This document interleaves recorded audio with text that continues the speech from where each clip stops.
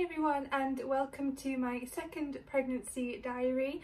I am officially in the second trimester now, so I'm 16 weeks pregnant, and if you watched my first trimester video, that was kind of a lot of morning sickness, a lot of exhaustion and a lot of tiredness.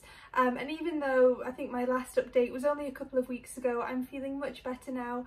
I'm sick maybe 2 or 3 times a week as opposed to 2 or 3 times a day, every single day. So I'm starting to find my energy again. I've been creating more content. I really want to get back into making YouTube videos again, whether it's videos on Instagram TV or on YouTube. I haven't quite decided yet, but a few of you really enjoyed the first trimester video, so I'm definitely going to keep doing those, even if it's just helpful for a handful of people. The COVID-19 pandemic is still going on, so even if this video helps, you know, just a few of you who are feeling similar to me and you know, just feeling a bit alone and a bit lost, then it's a great way to connect with people, and I encourage you to reach out to me if you're feeling any of those things. So I had my first midwife appointment this morning. It was by telephone and it was very brief. She just went through the blood tests that I had at my booking appointment, just to let me know that everything is fine. I'm a little bit low on vitamin D. I'm guessing that's just because I'm inside all the time, but she did recommend some pregnancy vitamins that have got lots of iron and vitamin D in, so I'm going to start taking those. Yeah, everything came back fine.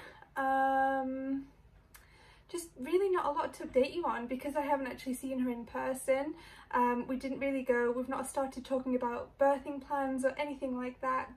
The hospital aren't able to run any antenatal classes or anything, so she just recommended a few different websites, which I'll link in the description box down below if it would be helpful for any of you, just sort of online courses and classes that you can take.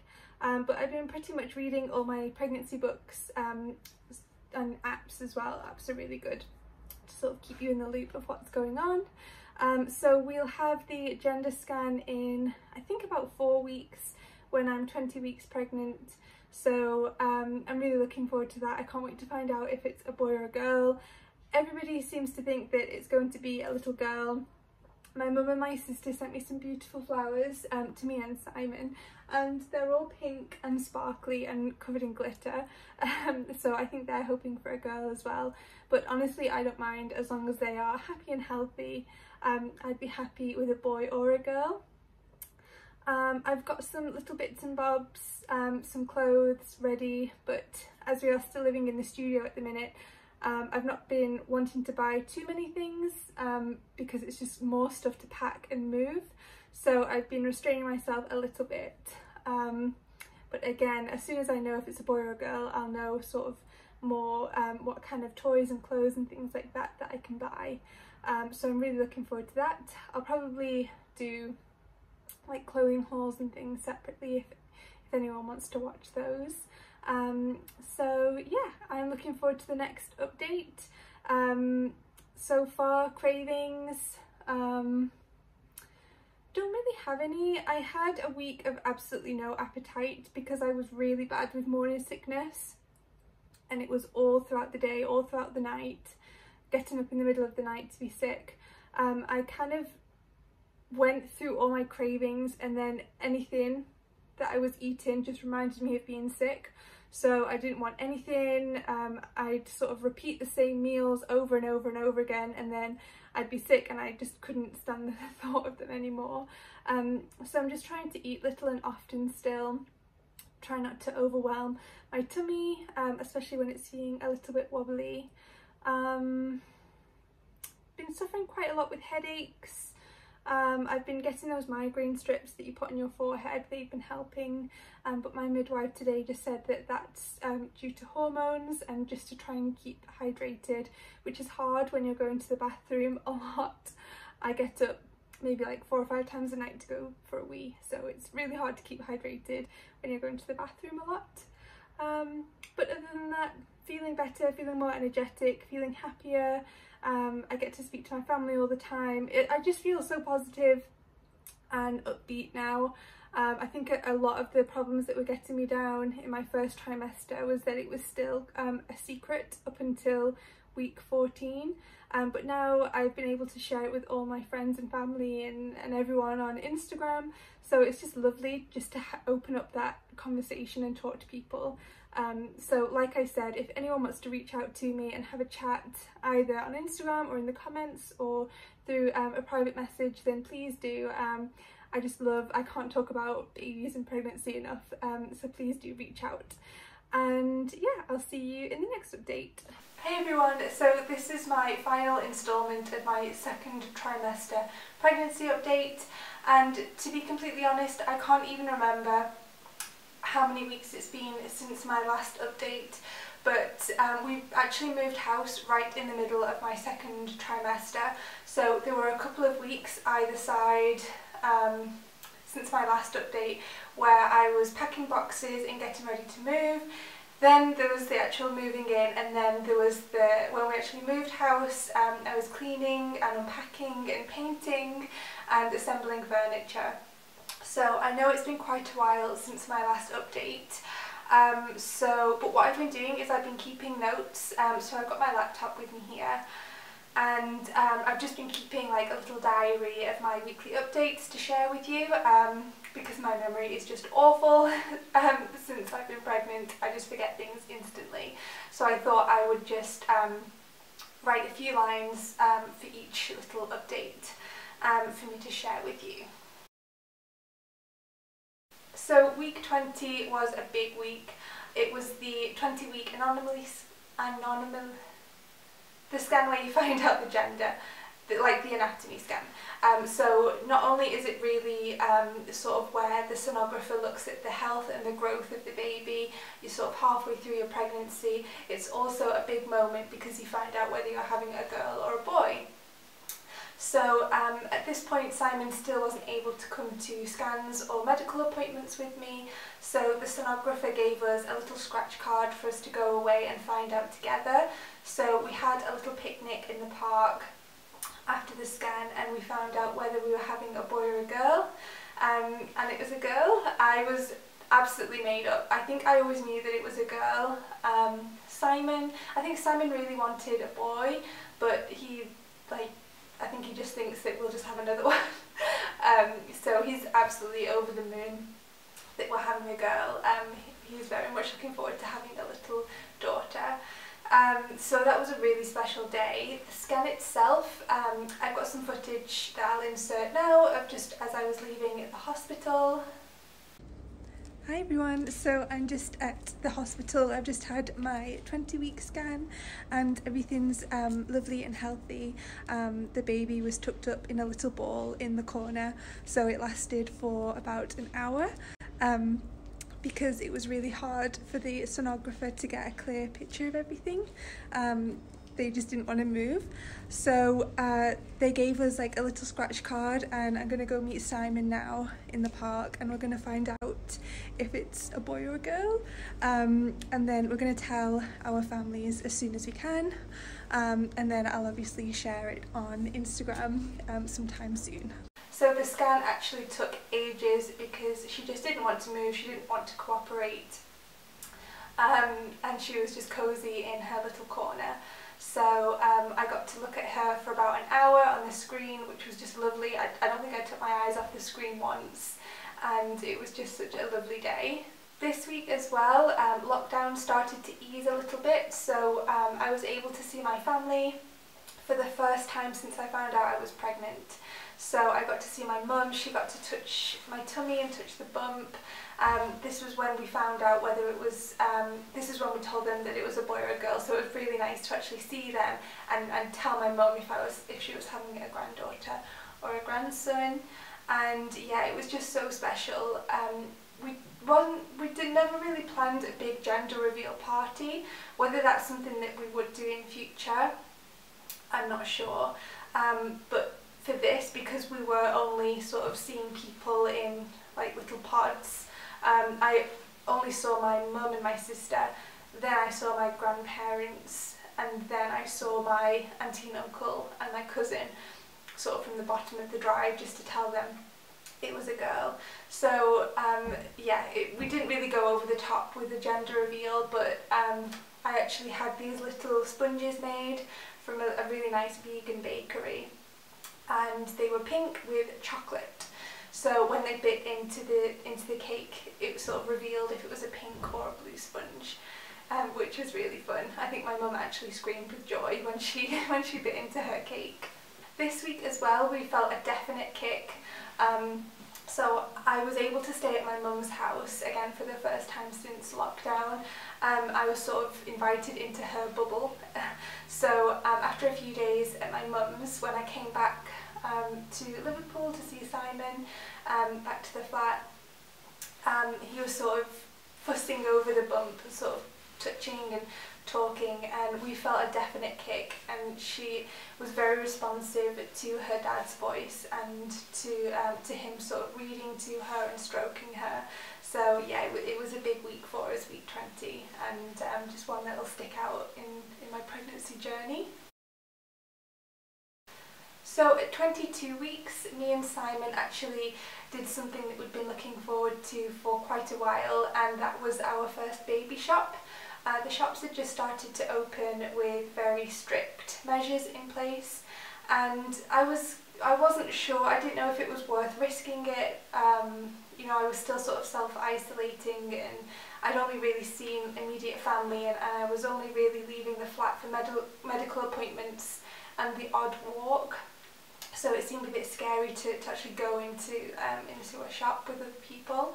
But I think it's just something that you just look forward to, especially me, all my life. I've always wanted to go baby shopping with my partner.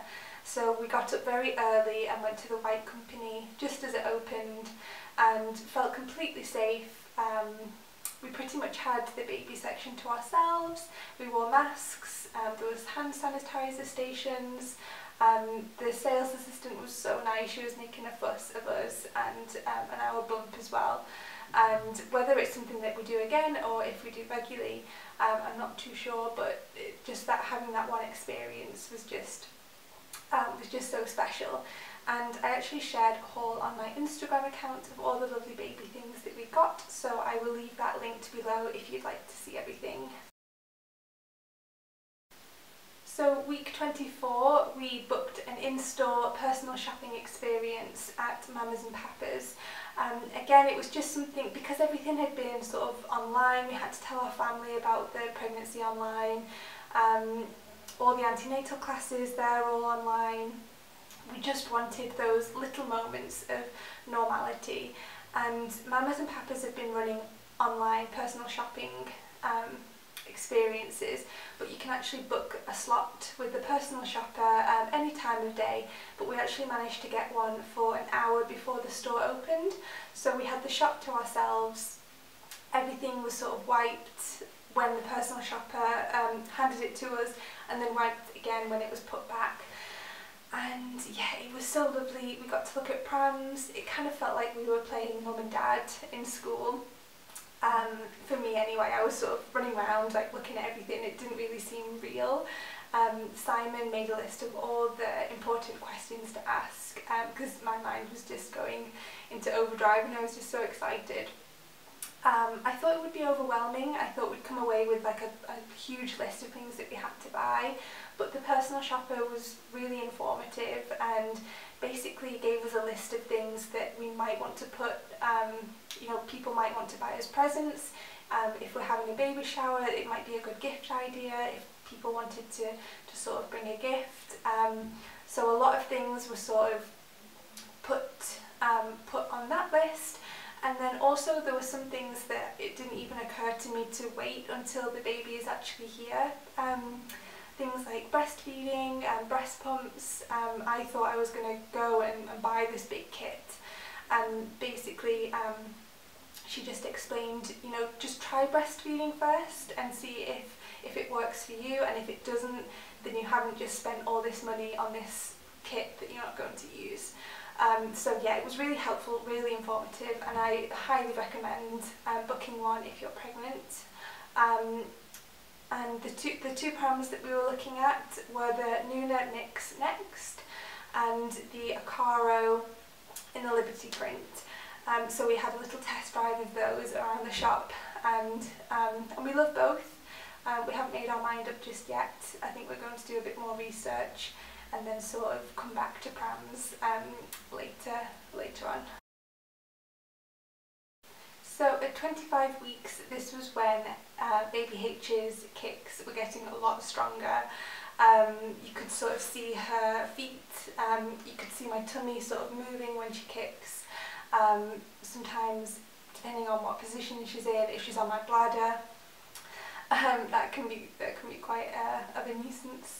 And so my back is really aching as well as she's growing. It's sort of uncomfortable at night time, especially to lie on my side. I'm a tummy sleeper, so it's definitely been an adjustment, sort of learning how to sleep on my side. I do have one of those pregnancy pillows. I might do a pregnancy sort of essentials list of all the products that I've been loving throughout pregnancy. If that might be helpful to anyone, the books that I've been reading, resources that I found helpful, things like that. So definitely invest in a pregnancy pillow. Because it just helps take the weight off your side. So yeah, she's growing, I'm growing, I'm getting quite a big bump now, and yeah, she's just getting really strong. So 27 weeks, this week we booked a 4D bonding scan at a private clinic in Liverpool. So Simon still can't come to appointments with me at the hospital, so he hasn't seen her at all, as with every other pregnant couple in the country or the world.